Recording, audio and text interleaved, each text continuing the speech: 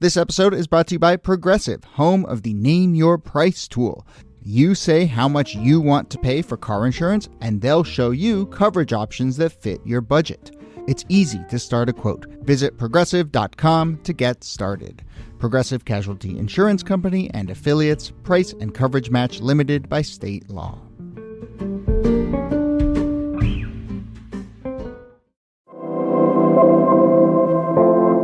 Hello and welcome to This Day in Esoteric Political History from Radiotopia. My name is Jody Avirgan. This day, January 18th, 1943, construction has finally been completed on the Pentagon building just outside Washington, D.C. It would be the new home for the U.S. State Department and the hub of U.S. intelligence and war planning efforts. I think people know that the Pentagon building is massive, bigger underground than above, and in keeping with one of the military's strongest traditions, it was massively over budget.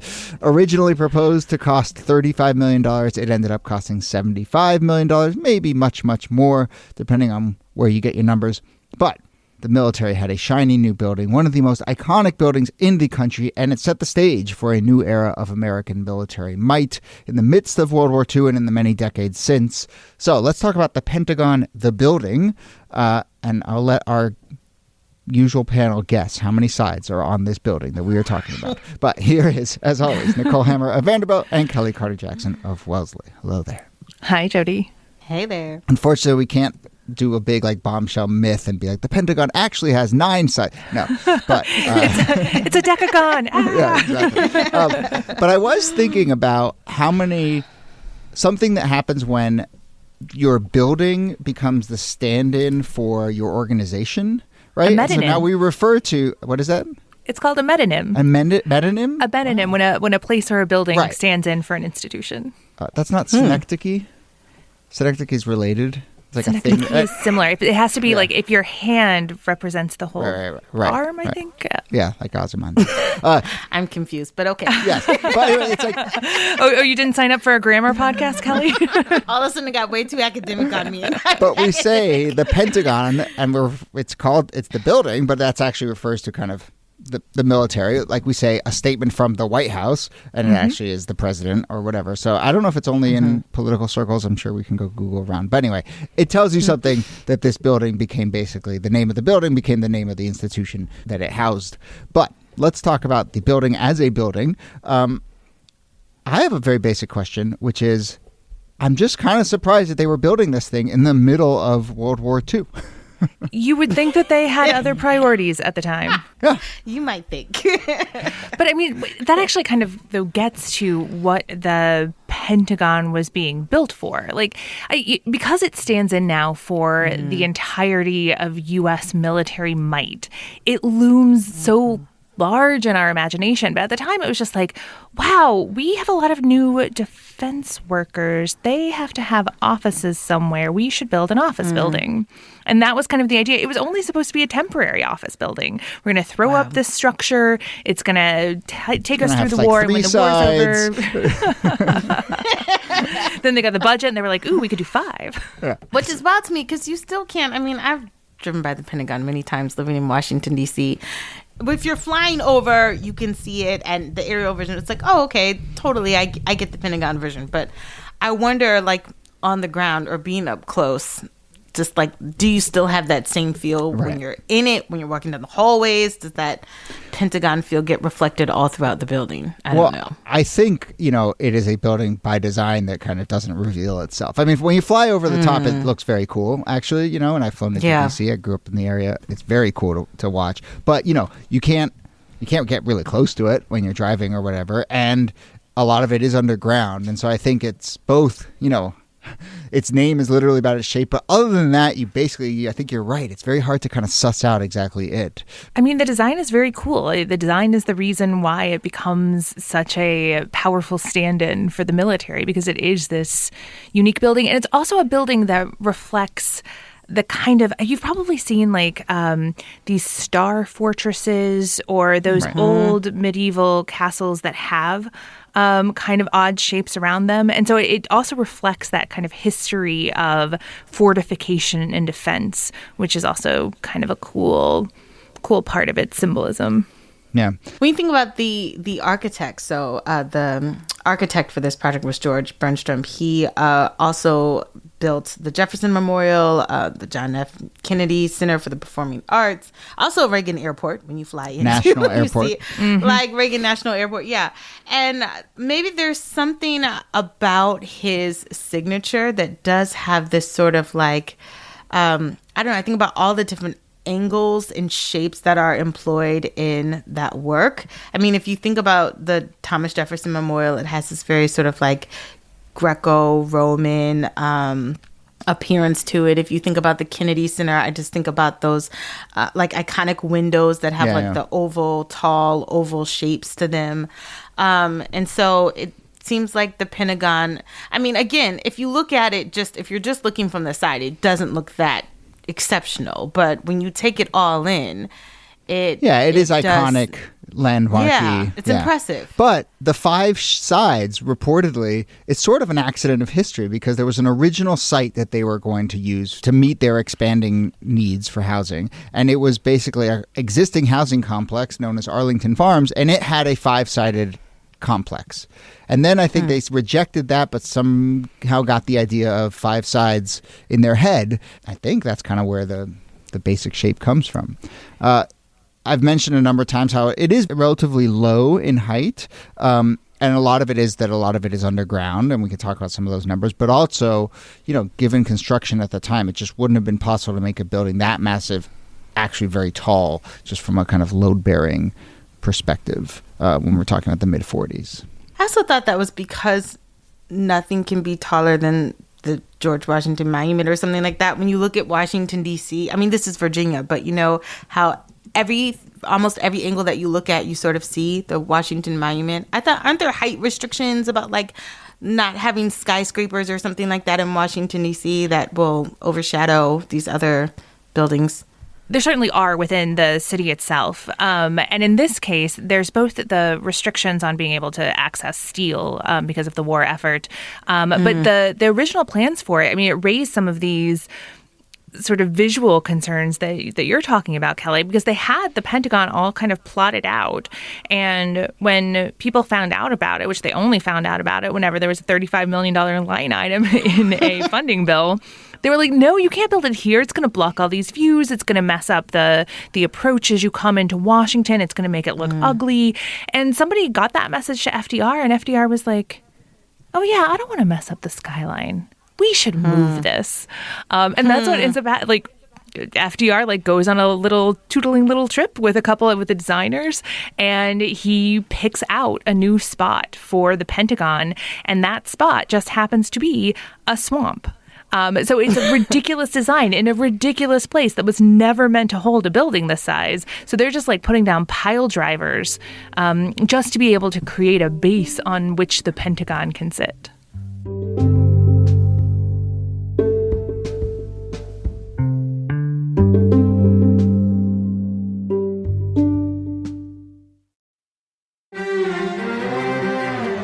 You're used to hearing my voice on the world, bringing you interviews from around the globe. And you hear me reporting environment and climate news. I'm Carolyn Beeler. And I'm Marco Werman. We're now with you hosting The World Together.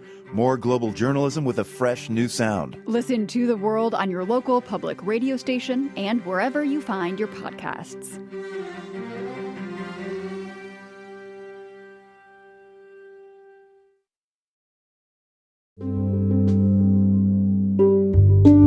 So as they start to build this thing, people move into kind of section by section, wing by wing as it gets built. There are obviously racial segregation laws about the workforce at the time, and so there's separate accommodations on the site. I mean, it's a sort of massive ongoing effort. And then, World War II comes along, U.S. involvement in World War II, and then it sort of goes into overtime. And apparently in the wake of Pearl Harbor, 15,000 people were working 3 shifts, 24 hours a day with floodlights illuminating the site at night, and people were just building. And that's where the price begins to balloon. I mean, it's just me, but maybe they could have cut costs by not having racially segregated bathrooms and quarters. I mean, like the entire, of course, it's sign of the times, but still, it's all built in accordance with racial segregation laws. So different accommodations for Black workers and for white workers, putting the Black bathrooms in the basement of the Pentagon. The dining areas also are located, at white dining areas versus Black dining areas. I mean, if you have to design around racism, I really feel like that's a problem. So what ends up happening then is that FDR swoops in when he sees these plans, and he's like, actually, we kind of desegregated all of these federal buildings, and this is a federal building, so you have to take down the white-only signs. So it becomes the one place in Virginia that is by law desegregated. But it has, as you were saying, Kellie, it was built into the design in part because, the building starts before the U.S. enters the war. But again, it's supposed to be temporary. Then it's just going to become a storage facility. And then, of course, it would revert back to the laws of Virginia, and the kind of like infrastructure segregation would have fit right in. But ultimately, it got done away with fairly quickly. Yeah, I mean, in the wake of World War II, right, there's this thought, okay, maybe it'll go back and be used as warehouse space or something else. And then they're like, actually, we kind of like how big the military's gotten, and maybe we will take advantage of all this space. And maybe that's the reason for the military-industrial complexes. They had all the space, and they were like, well, look at all these desks. We might as well. We've got all the space. Yeah, I mean, we already bought the file cabinets. I guess we're going to have to do this Cold War thing. Yeah, I know. It's prime, perfect real estate. So it now houses the Secretary of Defense, Joint Chiefs of Staff, and then the top brass, the Army, Navy, Marine Corps, Air Force. There are all sorts of legends and rumors about the kind of secret parts of the Pentagon and how all the stuff that's underground and so forth. And obviously the security and the fortification there. In terms of size, I mean, it is kind of remarkable that it remains the biggest office building in the United States. It is the second biggest. Last year, an office building in India was built that is 40,000 square feet bigger. And so the Surat Diamond Borsi is now bigger than the Pentagon in terms of biggest office buildings by floor area in the world. But, it is 620,000 square meters.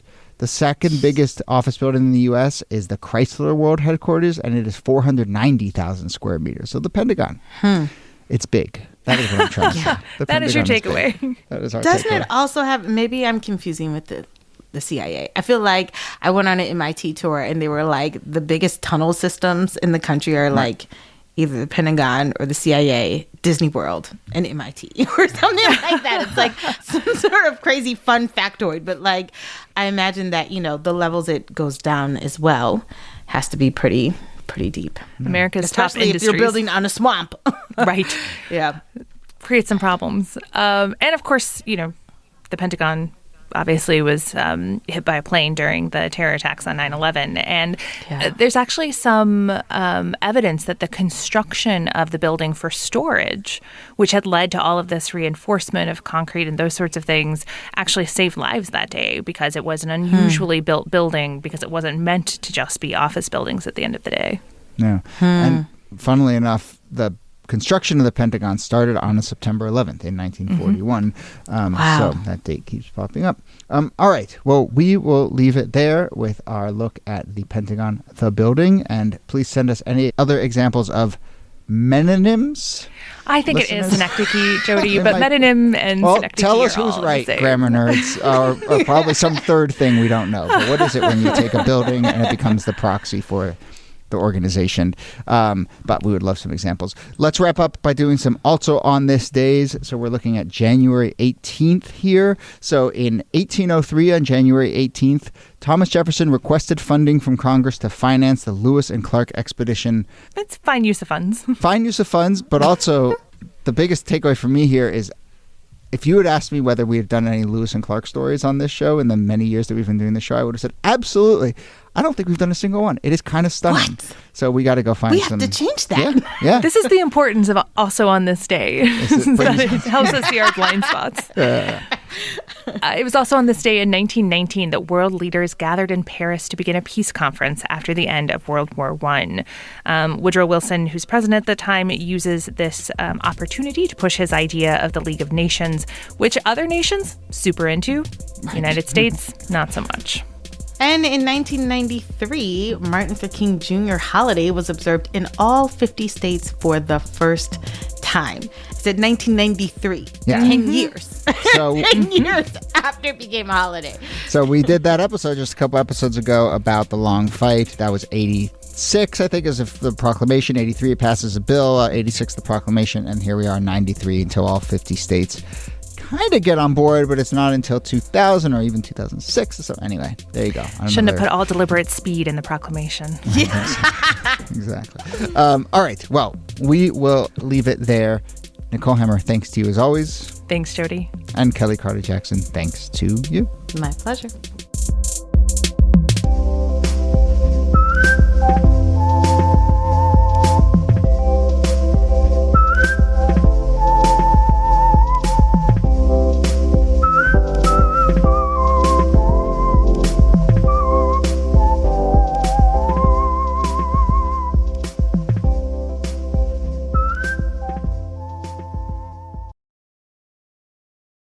Support for This Day in Esoteric Political History comes from Odoo. If you feel like you're wasting time and money with your current business software, or just want to know what you could be missing, then you'll need to join the millions of others who have switched to Odoo.